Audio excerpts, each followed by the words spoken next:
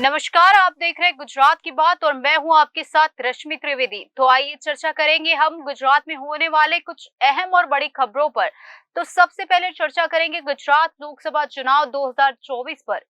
Clean sweep की hat trick बनाने को बीजेपी काट सकती है दर्जन भर से अधिक टिकट। जानेंगे पूरी रणनीति। आज विस्तार से जानेंगे बीएसएफ के आईजी बने आईपीएस पीयूष पटेल के बारे में। तो वही चर्चा करेंगे पुलिस पर हुए हमले की।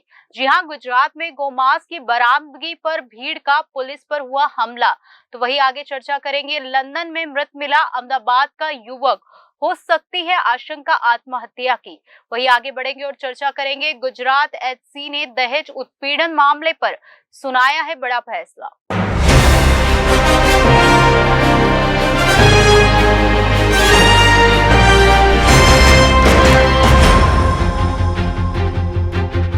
तो आइए शुरू करते हैं गुजरात की बात का सफर। लोकसभा चुनाव के ओपिनियन पोल और सर्वे में बीजेपी गुजरात में बढ़त बनाए हुए है। पार्टी को सर्वे में 26 की 26 सीटें जीतती दिख रही है, लेकिन इन सब के बाद भी पार्टी अपने सबसे मजबूत गढ़ में कोई भी रिस्क लेना नहीं चाहती है, इसलिए नए सिरे से रणनीति बना रही है। आइए जानते हैं पूरी बात। गुजरात बीजेपी का मजबूत गढ़ है, इसमें शायद ही किसी को शक होगा। अपने इस अभेद्य किले में तीसरी बार क्लीन स्वीप का बजरंग लहराने के लिए बीजेपी नए सिरे से रणनीति बना रही है। पार्टी के हाईकमांड में इंडिया गठबंधन से पड़ने वाले फर्क आकलन किया जा रहा है। गुजरात में लोकसभा की 26 सीटें हैं। 2019 में 2014 के चुनाव में पार्टी ने सभी को चौंकाते हुए सारी सीटें जीत ली थी। कांग्रेस पार्टी एक भी सीट नहीं जीत पाई थी। अब पार्टी हर हाल में अपने इस प्रदर्शन को बरकरार रखना चाहती है, इसलिए राज्य में कांग्रेस और आम आदमी पार्टी के बीच संभावित गठबंधन को देखते हुए बीजेपी पूरी तरह से सतर्क हो गई है। इसके चलते अगले कुछ दिनों में पार्टी में काफी बदलाव देखने को मिल सकते हैं, जिनमें पार्टी नए तरीके से सोशल इंजीनियरिंग कर सकती है। इतना ही नहीं, 2024 में 26 की 26 सीटें जीतने के लिए पार्टी बड़े पैमाने पर मौजूदा सांसदों के टिकट भी काट सकती है। पार्टी 2024 में लोकसभा चुनाव में 12 से अधिक सीटों पर नए चेहरे को मौका दे सकती है। पार्टी पहले भी बड़े पैमाने पर प्रत्याशियों में बदलाव करती आई है। पार्टी कई बार के सांसदों का टिकट काटकर उन्हें संगठन में नई जिम्मेदारी सौंप सकती है। सूत्रों की माने तो पार्टी इंडिया गठबंधन से किन सीटों पर फर्क पड़ सकता है, इसका अध्ययन किया जा रहा है। इसके लिए पार्टी अपने स्तर पर रणनीति भी बना रही है। चर्चा यह भी है कि पार्टी भले ही आपसी कलह से जूझ रही है, लेकिन सितंबर महीने में सब कुछ ठीक हो जाएगा। पार्टी हाईकमान की तरफ राज्य इकाई में कुछ बड़े बदलाव किए जा सकते हैं। नवरात्रि से पहले पार्टी पूरी से लोकसभा चुनाव के मोड़ पे आ जाएगी। विपक्ष के इंडिया गठबंधन से पहले तक गुजरात बीजेपी के अध्यक्ष सीआर पाटिल सभी 26 सीटों को 5 लाख वोटों के मार्जिन से जीतने का लक्ष्य लेकर आगे बढ़ रहे थे, लेकिन बीच में पार्टी के अंदरूनी झगड़ों की वजह से पाटिल थोड़े शांत है। तो वही पार्टी के अंतर्खानों में गठबंधन से कितना नुकसान हो सकता है, इसका आकलन किया जा रहा है। आप गुजरात में 6 सीटों पर लड़ना चाहती है, ऐसे में कांग्रेस पार्टी 19 सीटों पर लड़ेगी। दोनों पार्टियों के पास कोई सीट नहीं है, ऐसे में बीजेपी को अपनी सभी 26 सीटें बचानी पड़ेगी। ऐसी स्थिति को देखते हुए पार्टी अब नए सिरे से विचार विमर्श में जुटी है। चर्चा है कि पार्टी 12 से 15 सांसदों की टिकट पर कैची चला सकती है। इसमें कई कद्दावर नेताओं की चुनावी राजनीति पर विराम लग सकता है। पार्टी आदिवासी बेल्ट के साथ उत्तर गुजरात को लेकर काफी सतर्क है। पार्टी को लग रहा है कि इन इलाकों में उसे अति आत्मविश्वास का शिकार होना भारी पड़ सकता है। केंद्रीय गृह मंत्रालय ने गुजरात कैडर के आईपीएस अधिकारी पीयूष पटेल को सीमा सुरक्षा बल यानी बीएसएफ का आईजी नियुक्त किया है। गृह मंत्रालय ने पत्र लिखकर गुजरात कैडर के 1998 के अधिकारी को जिम्मेदारी मुक्त करने को कहा है। पटेल कुछ दिन पहले तक सूरत रेंज के आईजी थे। गुजरात के पुलिस महकमे में भारी फेरबदल के बाद से खाली चल रहे 1998 बैच के आईपीएस अधिकारी पीयूष पटेल को केंद्र सरकार ने बीएसएफ के आईजी के तौर पर नियुक्ति दी है। केंद्र सरकार ने गुजरात सरकार को पत्र लिखकर उन्हें मुक्त करने का आग्रह किया है। पिछले दिनों जब राज्य में 70 आईपीएस के तबादले हुए थे, तब तक पीयूष पटेल सूरत रेंज के आईजी थे। गुजरात पुलिस ने एनडीजीपी के रैंक के पीयूष पटेल पहले भी बीएसएफ में रह चुके हैं, तब वे डीआईजी थे। इसके बाद पुलिसिंग में लौटे थे। केंद्रीय गृह मंत्री ने गुजरात सरकार के मुख्य सचिव को लिख पत्र में जानकारी दी है कि गुजरात कैडर के आईपीएस अधिकारी को सीमा सुरक्षा बल यानी बीएसएफ में आईजी का दायित्व दिया गया है, इसलिए इन्हें गुजरात के चार्ज से मुक्त किया जाए।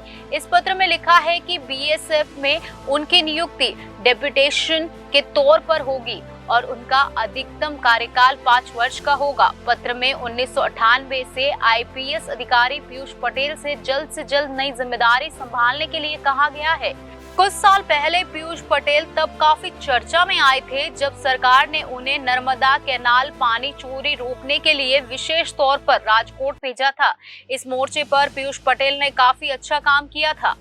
कौन है पीयूष पटेल, बताते आपको विस्तार से कि 28 नवंबर 1971 को जन्मे पीयूष पटेल मूल रूप अहमदाबाद के रहने वाले हैं। उन्होंने इलेक्ट्रॉनिक और कम्युनिकेशन में बीई की डिग्री ली है। वे अभी तक additional director general of police के तौर पर सूरत रेंज आईजी का दायित्व संभाल रहे थे। पीयूष पटेल की बीएसएफ में यह दूसरी पोस्टिंग है। इससे पहले वे 2013 में केंद्र के डेप्यूटेशन पर गए थे। उन्होंने तब बतौर डीआईजी बीएसएफ ज्वाइन किया था। इसके बाद वे 2016 तक बीएसएफ में रहे थे। पीयूष पटेल गुजरात कैडर के 21वें आईपीएस अधिकारी है जो वर्तमान में केंद्र के डेप्यूटेशन पर गए हैं। इसी साल जनवरी में पीयूष पटेल को प्रमोशन मिला था और वे एडीजीपी की रैंक पर प्रमोट हुए थे। पीयूष पटेल अक्टूबर 2022 में सूरत के रेंज आईजी बने थे। इसके पहले वह गांधीनगर के आईजी थे।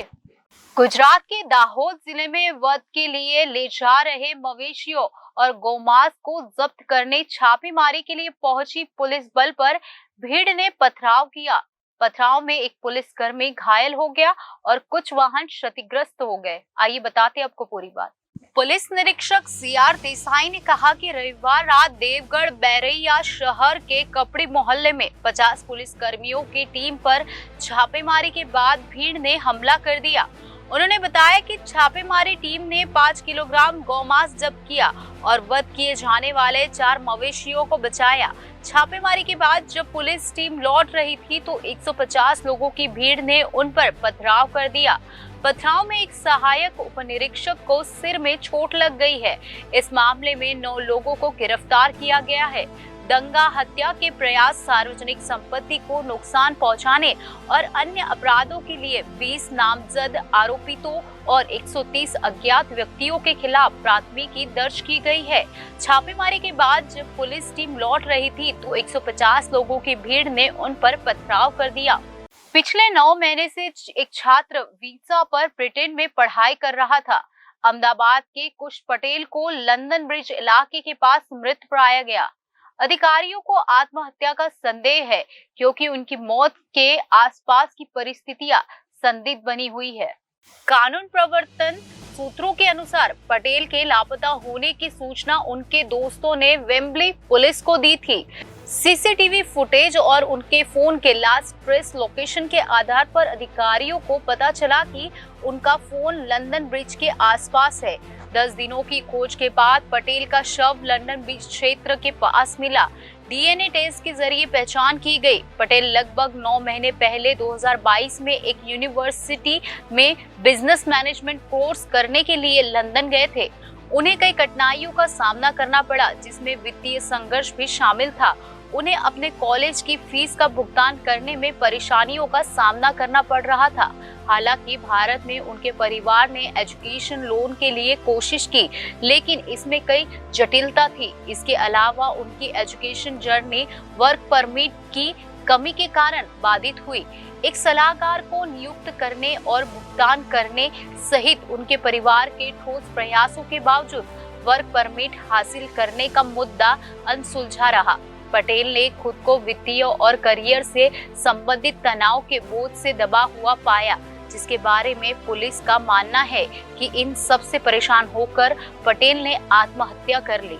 गुजरात हाई कोर्ट ने अपने एक फैसले में कहा कि पत्नी तलाक के बाद भी अपने पूर्व पति और पूर्व ससुराल वालों पर दहेज उत्पीड़न केस कर सकती है, मगर इसके लिए कुछ परिस्थितियां भी बताई है। आइए जानते हैं पूरी बात। गुजरात हाई कोर्ट ने घरेलू हिंसा और द्विविवाह के आरोपों वाली एक शिकायत पर सुनवाई करते हुए शुक्रवार को एक बड़ा फैसला सुनाया है। कोर्ट ने कहा कि तलाक के बाद भी बीवी भारतीय दंड संहिता की धारा 498A के तहत दहेज उत्पीड़न की शिकायत दर्ज करा सकती है, मगर इसके लिए कुछ परिस्थितियां होनी चाहिए। तलाकशुदा महिला जिस क्रूरता की शिकायत कर रही है वो शादी के दौरान हुई होनी चाहिए। क्या है पूरा मामला, समझिए। मिली जानकारी के मुताबिक शिकायत करने वाली महिला ने 2005 में मुंबई के एक व्यक्ति से शादी कर ली थी। महिला की एक बेटी भी है। शादी के बाद दिक्कतें आने लगी तो महिला गुजरात में अपने घर वापस आ गई। इसके बाद पति ने 2011 में मुंबई की एक पारिवारिक अदालत में तलाक के लिए याचिका दायर की और 2014 में तलाक हो गया। तलाक के बाद पति ने दूसरी शादी कर ली। इसके बाद 2015 में महिला ने अपने पूर्व पति, उसकी नई पत्नी और पूर्व ससुराल वालों के खिलाफ क्रूरता, द्विविवाह और आपराधिक धमकी का आरोप लगाते हुए केस दर्ज कराया। केस दर्ज होने के बाद पूर्व पति ने भी उच्च न्यायालय से मदद मांगी। अदालत ने फैसला सुनाते हुए कहा कि ऐसा लगता है कि महिला ने बदले की भावना से ये एफआईआर दर्ज कराई है।